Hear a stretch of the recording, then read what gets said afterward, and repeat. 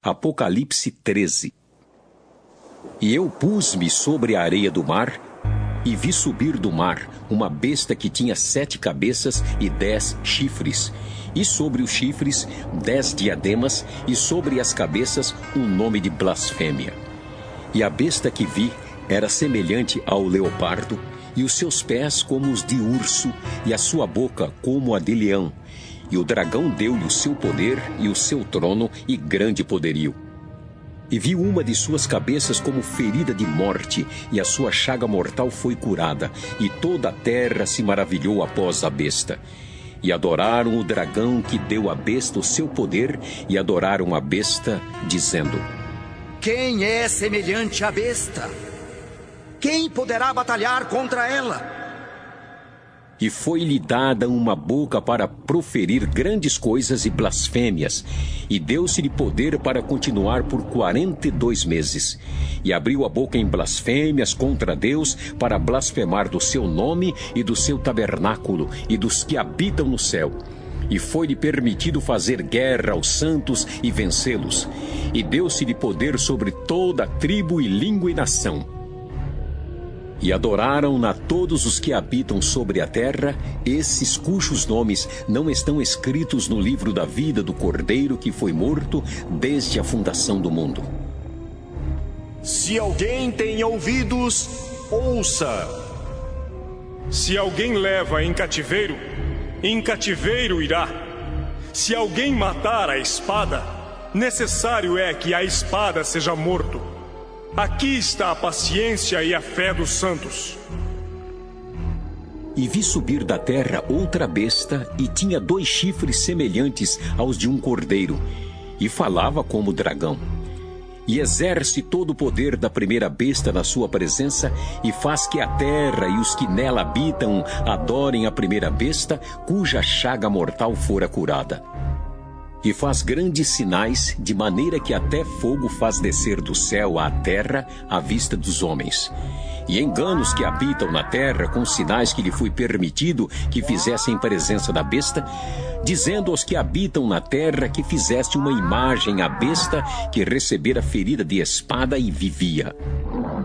E foi-lhe concedido que desse espírito à imagem da besta, para que também a imagem da besta falasse e fizesse que fossem mortos todos os que não adorassem a imagem da besta. E faz que a todos, pequenos e grandes, ricos e pobres, livres e servos, lhes seja posto um sinal na mão direita ou na testa, para que ninguém possa comprar ou vender, senão aquele que tiver o sinal ou o nome da besta, ou o número do seu nome. Aqui há sabedoria, aquele que tem entendimento, calcule o número da besta. Porque é número de homem, e o seu número é 666. Ester, capítulo 3. Depois disso, o rei Xerxes colocou um homem chamado Ramã no cargo de primeiro-ministro. Ramã era filho de Hamedata e descendente de Agag. O rei ordenou que todos os funcionários do palácio se curvassem e se ajoelhassem diante de Ramã em sinal de respeito. E todos os funcionários começaram a fazer isso, menos Mordecai. Ele não se curvava, nem se ajoelhava. Aí os outros funcionários perguntaram a Mordecai por que ele não obedecia à ordem do rei. Todos os dias, eles insistiam com ele para que obedecesse, mas não adiantava. Ele explicava que não obedecia porque era judeu. Então, eles foram contar isso a Ramã para ver se Mordecai continuaria a desobedecer a ordem do rei. Ramã ficou furioso quando viu que Mordecai não se ajoelhava em honra dele. E quando lhe disseram que Mordecai era judeu, Ramã achou que não bastava matar somente Mordecai. Ele fez planos para matar também todos os judeus que havia no reino de Xerxes. No ano 12 do reinado de Xerxes, no primeiro mês, o mês de Nisan, Ramã ordenou que tirassem a sorte, chamava-se isso de Purim, para decidir o dia e o mês em que os judeus seriam mortos. Foi sorteado o dia 13 do 12º mês, o mês de Adar. Ramã foi e disse ao rei: por todas as províncias do reino está espalhado um povo que segue leis diferentes das leis dos outros povos. O pior, ó rei, é que eles não obedecem às suas ordens. E por isso, não convém que o senhor tolere que eles continuem agindo assim. Se o senhor quiser, assine um decreto ordenando que eles sejam mortos. E eu prometo depositar nos cofres reais 342 mil quilos de prata para pagar as despesas do governo.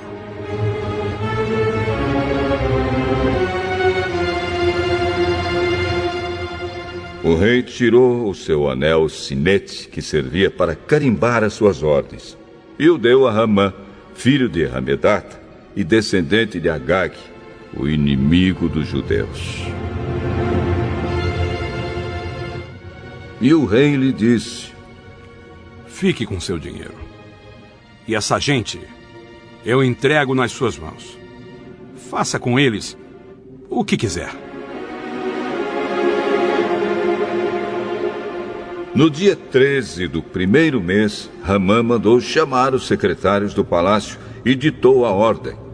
Ele ordenou que fosse traduzida para todas as línguas faladas no reino e que cada tradução seguisse a escrita usada em cada província. A ordem devia ser enviada a todos os representantes do rei, aos governadores das províncias e aos chefes dos vários povos. Ela foi escrita em nome do rei, carimbada com seu anel sinete e levada por mensageiros a todas as províncias do reino. A ordem era matar todos os judeus num dia só, o dia 13 do 12º mês, o mês de Adar. Que todos os judeus fossem mortos, sem dó nem piedade, os moços e os velhos, as mulheres e as crianças. E a ordem mandava também que todos os bens dos judeus ficassem para o governo. Em cada província deveria ser feita uma leitura em público dessa ordem, a fim de que, quando chegasse o dia marcado, todos estivessem prontos. O rei deu a ordem, e os mensageiros foram depressa a todas as províncias, e em Suzã, a capital, a ordem foi lida em público. O rei e Ramã se assentaram para beber, enquanto a confusão se espalhava pela cidade. Ester, capítulo 4. Quando Mordecai soube de tudo isso, rasgou a roupa em sinal de tristeza, vestiu uma roupa feita de pano grosseiro, pôs cinza na cabeça e saiu pela cidade, chorando e gritando. Quando chegou à entrada do palácio, ele não entrou, pois quem estivesse vestido daquela maneira não podia entrar. E em todas as províncias, em todos os lugares onde foi lida a ordem do rei, os judeus começaram a chorar em voz alta. Eles se lamentaram, choraram e jejuaram. E muitos deles vestiram roupas feitas de pano grosseiro e se deitaram sobre cinzas. Ester ficou muito aflita quando as suas empregadas e os seus eunucos lhe contaram o que havia acontecido. Ela mandou roupas para Mordecai vestir, mas ele não quis. Então ela mandou chamar Hataque, um dos eunucos do palácio, que tinha sido escolhido para atendê-la, e ordenou que ele fosse falar com Mordecai para saber o que estava acontecendo e qual era a razão de tudo aquilo. Hatak foi procurar Mordecai na praça que havia em frente do palácio, e Mordecai contou tudo o que tinha acontecido com ele. Disse também a quantia exata que Hamã tinha prometido depositar nos cofres do rei como pagamento pela destruição de todos os judeus. Mordecai entregou a Hatak uma cópia do decreto que havia sido lido por toda a cidade de Suzã, ordenando que os judeus fossem mortos. E Mordecai pediu a Hatak que levasse a cópia a Ester, explicasse tudo direito e pedisse a ela que fosse falar com o rei e insistisse que ele tivesse piedade do povo dela. Hatak fez o que Mordecai tinha pedido, e Ester mandou Hatak entregar a seguinte resposta a Mordecai: É do conhecimento de todos, desde os servidores do palácio até os moradores de todas as províncias, que ninguém, seja homem ou mulher, pode entrar no pátio de dentro do palácio para falar com o rei, a não ser que tenha recebido ordem para isso. A lei é esta: quem entrar sem licença do rei será morto, a não ser que o rei estenda o seu cetro de ouro para essa pessoa. E já faz 1 mês que o rei não me manda chamar. Quando recebeu a mensagem de Ester, Mordecai mandou o seguinte recado para ela: Não pense que por morar no palácio, só você, entre todos os judeus, escapará da morte. Se você ficar calada numa situação como esta, do céu virão socorro e ajuda para os judeus, e eles serão salvos. Porém, você morrerá, e a família do seu pai desaparecerá. Mas, quem sabe, talvez você tenha sido feita rainha justamente para ajudar numa situação como esta. Ester enviou a Mordecai a seguinte resposta: Vá e reúna todos os judeus que estiverem em Suzã, e todos vocês jejuem e orem por mim. Durante 3 dias não comam nem bebam nada, nem de dia e nem de noite. Eu e as minhas empregadas também jejuaremos. Depois irei falar com o rei, mesmo sendo contra a lei. E se eu tiver de morrer por causa disso, eu morrerei. Aí Mordecai foi e fez tudo o que Ester havia mandado. Salmo 106. Aleluia! Deem graças a Deus, o Senhor, porque Ele é bom e o seu amor dura para sempre. Quem pode contar todas as coisas maravilhosas que Ele tem feito? Quem pode louvá-lo como Ele merece?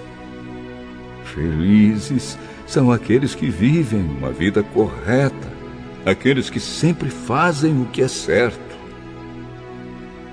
Lembre de mim, ó Senhor, quando abençoares o teu povo, e quando o libertares, liberta-me também a mim. Deixa que eu veja o teu povo progredir e que eu tome parte na felicidade da tua nação, na alegria daqueles que pertencem a ti. Nós temos sido maus e perversos. Pecamos como os nossos antepassados pecaram. Quando estavam no Egito, eles não entenderam os feitos maravilhosos de Deus. Esqueceram que muitas vezes Ele havia mostrado o seu amor por eles, e eles se revoltaram perto do mar, o Mar Vermelho. Mas, para mostrar o seu grande poder, Ele os salvou como havia prometido. O Senhor Deus deu ordem, e o Mar Vermelho secou. Ele fez com que eles o atravessassem como se estivessem pisando terra seca. Ele os livrou das mãos daqueles que os odiavam. Ele os salvou dos seus inimigos. As águas cobriram os inimigos, não escapou nenhum. Então o seu povo acreditou nas promessas de Deus e cantou louvores a Ele. Mas logo esqueceram o que Deus tinha feito e agiram sem esperar o seu conselho. No deserto, eles se deixaram levar pelos seus desejos e puseram Deus à prova. Então ele deu o que pediram, mas lhes mandou também uma doença terrível. Ali, no seu acampamento, eles ficaram com inveja de Moisés e também de Arão, o sacerdote dedicado ao serviço do Senhor. Então a terra se abriu e engoliu Datã. Abirão e a sua família também foram engolidos. Fogo desceu sobre os seguidores deles e queimou aquela gente má.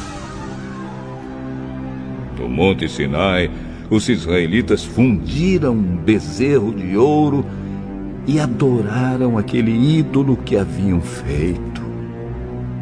Trocaram a glória de Deus pela imagem de um animal que come capim. Eles esqueceram de Deus, o seu Salvador, que havia feito coisas maravilhosas no Egito. Que coisas extraordinárias Deus fez ali. Que coisas espantosas fez no Mar Vermelho. Depois Deus disse que ia destruir os israelitas. Porém, Moisés, o seu servo escolhido, enfrentou Deus e não deixou que a sua ira os destruísse. Mas